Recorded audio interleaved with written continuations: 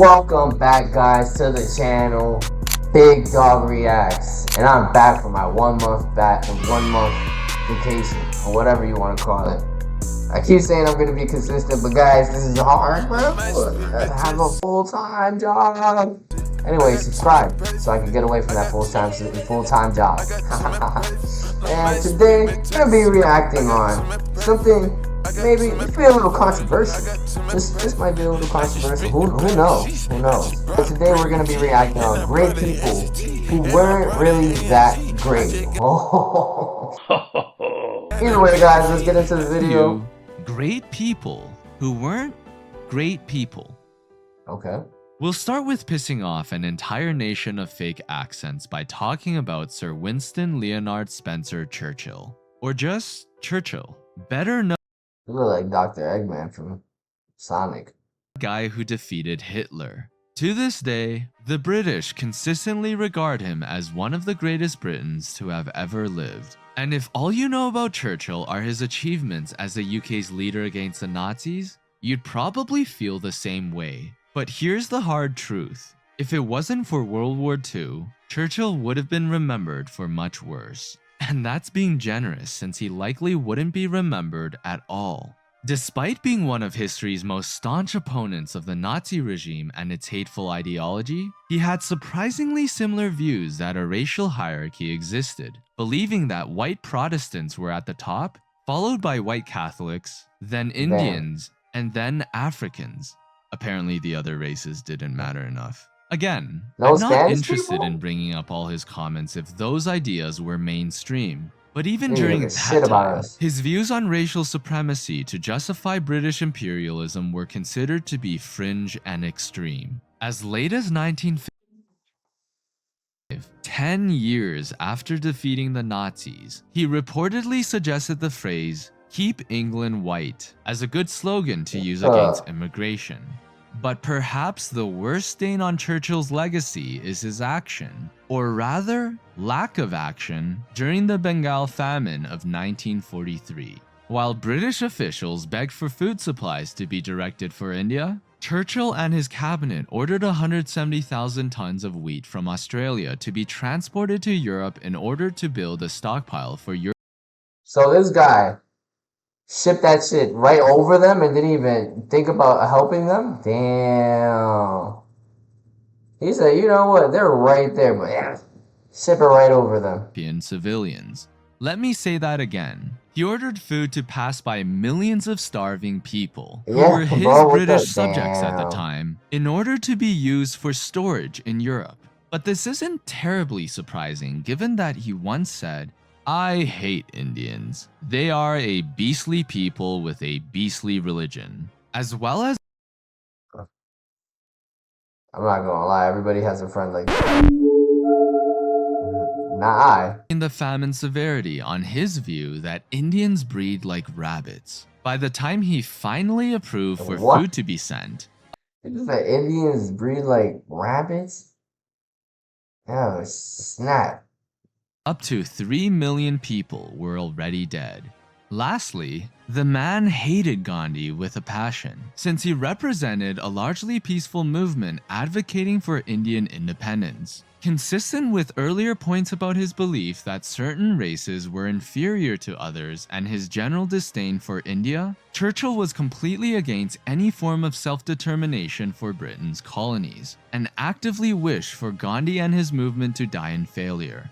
Now that I've pissed off the English and made goodwill with the Indians, it's time to burn the bridge with my fellow Indians and talk about Gandhi. This man has been rightfully celebrated by India for helping to bring about the country's independence from the United Kingdom, and he's admired internationally for his use of non-violent activism. But despite his lifelong battle against the oppression of Indians by the British Empire, he didn't seem to mind knowing that the same empire was also oppressing Africans, referring to them as savages, half-heathen natives, uncivilized, and dirty like animals. How someone...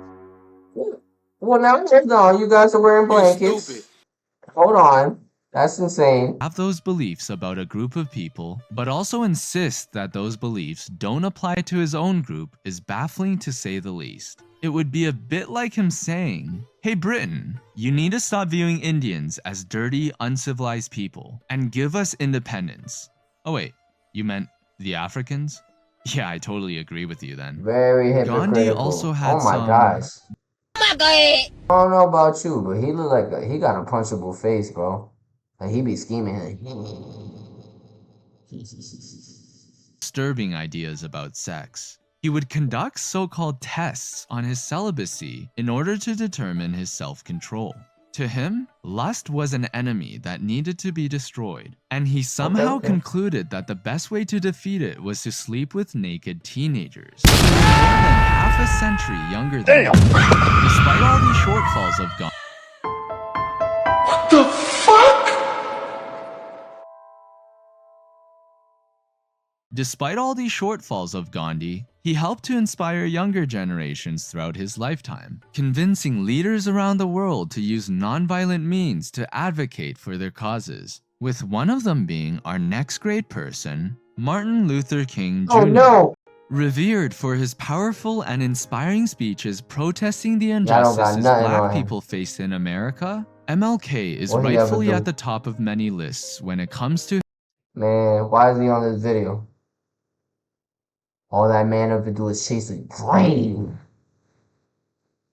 Fucking dream. Why is he on this video? What do you do?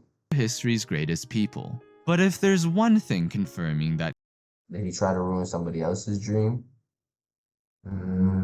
Still just a human, it was women. Throughout his life as a civil rights leader, women in the movement have been consistently put on the sidelines. Figures such as Ella Baker and Dorothy Height describe their personal experiences of often being made subordinate to male leaders like MLK, despite the fact that they were the same skin color, fighting for the same like SpongeBob mom. I guess when he gave his famous "I have a dream" speech and declared that all men are created equal, he really only meant that all men are created equal. And he wasn't much better with women in his personal relationships either, having been a serial... Hold on. That's not his fault though, because you feel me? Woman equality was a whole different thing. He was advocating for something completely different, my boy. Come on. That was cheated to his wife up until his assassination. In fact, as a deeply religious figure, MLK himself recognized the sinfulness of his infidelity and reportedly laying pipe till he died. Felt unworthy of the many accolades people place upon him, not wanting to be treated as a saint. But someone who did want to be a saint and ended up Master has presented Dobby with clothes of Calcutta. With a name synonymous with selflessness, Mother Teresa continues to be admired around the world as a humanitarian icon, even receiving the Nobel Peace Prize in 1979. The best way to comprehend her impact on the world is by understanding that her primary objective wasn't really to reduce suffering, heal the sick, or even help the poor. Rather, it was to bring as many people to the Catholic Church as possible. Oftentimes, this objective happened to overlap with plenty of good things she did, like building schools and orphanages, feeding people, and taking in those with illnesses. But there were also plenty of moments when her objective didn't do much good, and may have even done more harm to those she was supposedly helping. Many of the facilities Mother Teresa ran were observed as having extremely unhygienic conditions, and a lack of actual medical staff, food, and painkillers. A former volunteer revealed that dying patients were simply given aspirin rather than proper medication, and recalled how needles continue to be reused without being sterilized, which would be horrible today, but was even more horrible during the height of the AIDS epidemic. It gets even worse after you learn that Mother Teresa's organization would receive tens of millions of dollars every year, most of which is now believed to be held by the Vatican. Teresa's actions were based on her fundamentalist Catholic beliefs, like her view that poor people suffering in this world was actually a good thing. One saying, "There is something beautiful in seeing the poor accept their lot, to suffer it like Christ's passion." The world gains much from their suffering. First of all, no, it's not a beautiful thing, and I don't think they're accepting it. Well, yes, they have to accept it at that point. What are they gonna do? What the? You want them to game over all themselves? What's This going on? framework of glorifying human pain, where we can begin to understand why none of the hundreds of millions of dollars Mother Teresa received over the years went to bringing in doctors to actually help the sick, or why water heaters for washing and cleaning were refused, or why proper medication wasn't purchased. Additionally, a reporter who visited these facilities observed how volunteers would laugh about a boy who urinated while being tied to a bed and saw an older woman tied to a tree. In Wait, another why? orphanage, volunteers would tie up disabled children without batting an eyelid. There was clearly a general roughness toward people in Mother Teresa's care. So despite being declared a saint by Pope Francis in 2015, to many of her critics, she was certainly anything but. What's the opposite Uh-oh. of an old woman who's deeply religious, quiet, and conservative? A young man who's anti-religious, violent, and communist. Yet both are in the same category of those who are venerated by millions around the world while not actually being great people. Who that, gang? I am, of course, talking about Mr. Ernesto Che Guevara. The ubiquitous symbol for counterculture and rebellion, he tortured and executed hundreds of people and established Cuba's first military units to aid production, or concentration camps for short. Tens of thousands of intellectuals, gay people, priests, conscientious objectors, and really anyone who is considered antisocial such as hippies were targeted. Which is especially ironic considering that the very people who celebrate him today would be the exact types of people thrown into these forced labor camps or just straight up executed. Despite having the supposed morally superior ideology, Che referred to gay people as sexual perverts, Mexicans as a band of illiterate Indians, and black people as those magnificent examples of the African race who have maintained their racial purity thanks to their lack of affinity with bathing. Quite the progressive icon. What's probably the most ironic thing about Che the anti-capitalist that would have him rolling in his grave. What's wrong with this guy? He just cooked everybody. Damn. He thought Cubans was like gods? What's going on, man? Would be the fact that his iconic photograph has been making filthy capitalists filthy rich from the very moment he died, selling millions of posters, hats, flags, hoodies, backpacks, mouse pads, shirts, you name it, being commercialized and exploited more than possibly any other figure in human history. Today, his rock star image to most people makes him less Lenin and more Lenin, which, speaking of the devil. The hell did this guy just say? Lenin?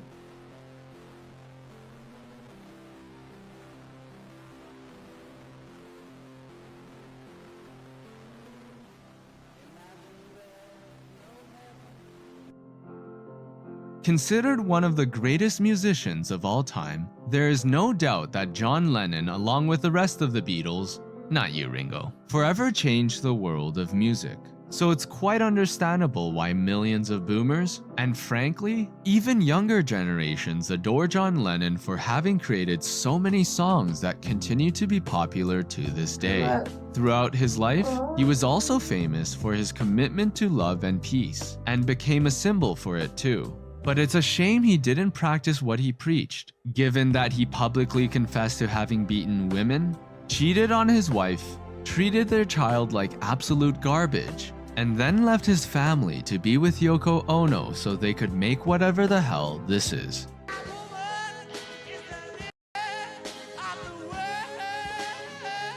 What did he just say?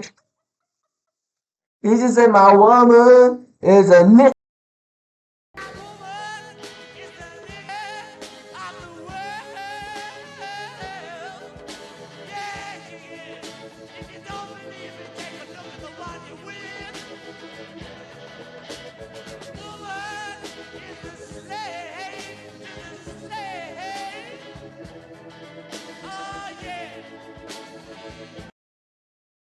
Wait. Whoa, whoa, whoa, whoa.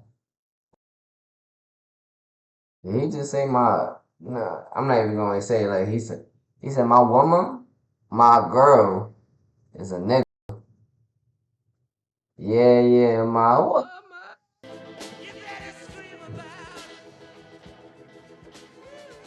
Perhaps this is why he found it easy to imagine there was no heaven. Look at her. Look at her. She's actually dead inside. Probably didn't expect to enter it anyway. Dead smile. She's like, "Oh, please don't hit me."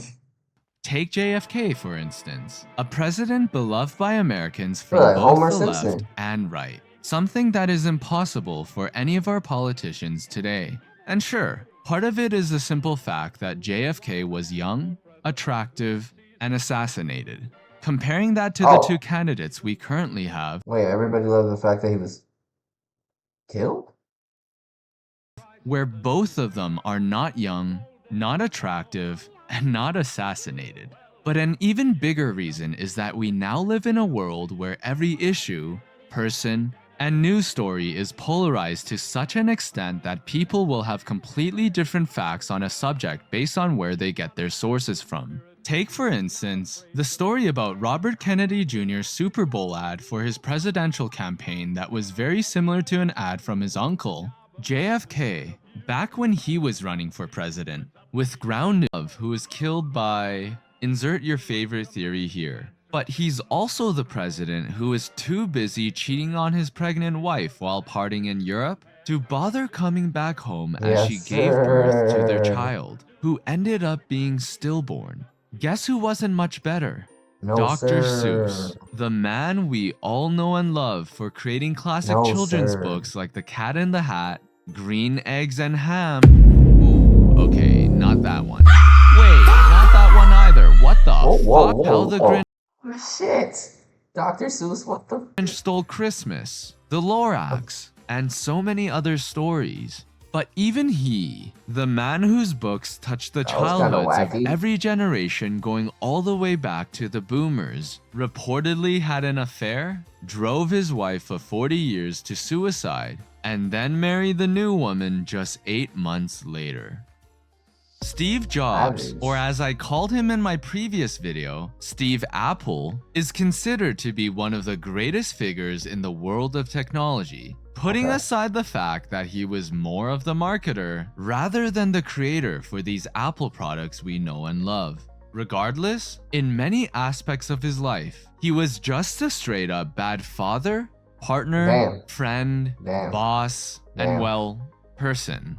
From the beginning of his career, Steve Jobs tricked his fellow Apple co-founder Steve Wozniak into working day and night on a project for Atari by imposing an unnecessarily stressful deadline.